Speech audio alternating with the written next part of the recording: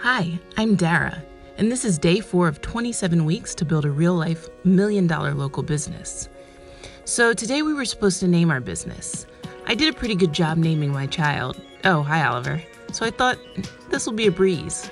But going through 1,000,007 names, nothing quite felt like a fit.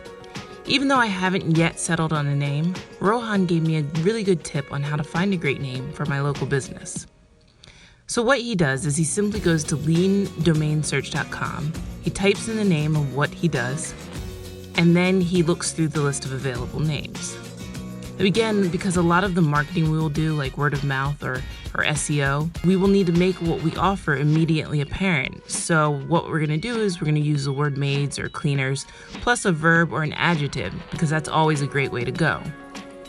So yeah, no name yet, but I hope to have one by tomorrow when we create our one-page business plan. Hey, we promised this would be real life, so not everything will go according to plan, like having the perfect name just come to us. But it's a journey. Until tomorrow.